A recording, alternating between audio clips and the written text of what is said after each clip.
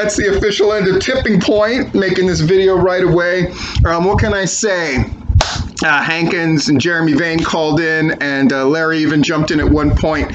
He's doing a great job producing. We talked for damn near an hour and a half, and we kept it fun. We definitely talked wrestling, but it was a lot of great stories, and Jeremy Vane really came to play, and it was a lot of fucking fun. And Jeremy said it best at the end, where he said, you know, this was like doing a show for me. It was like doing a wrestling show, and it felt really good to just talk wrestling. And that's what we did. And we had a great time.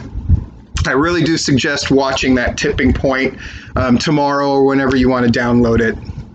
We talked a lot of wrestling, of course, but we also just told a bunch of wrestling stories, and we're really optimistic by the end, in spite of this thing that we're all going through. I think it's important to keep things normal. Dylan, in sharing my pre-show, pre-Tipping Point video, went, you know, there's people doing good stuff, and he put me over, said how I'm, you know, putting out a ton of videos and making sure Tipping Point still goes on as per normal. Is it the same? Of course it's not the same. We don't have wrestling shows currently happening to talk about, really. We talked a little bit about WWE and AEW, but for the most part, we talked about what people went through and what Jeremy Vane went through as far as APW and having to cancel shows, and Hankins talking about having to cancel PCW, but we didn't just focus on that, and we didn't badmouth promoters that were still running shows, even though there aren't that many left, thank goodness.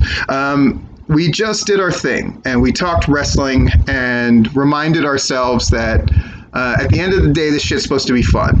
And we had a good fucking time, and Larry really set the tone as the producer by putting on that Crusher song to open and close, and just a great time. So really, I suggest you get in there, watch it.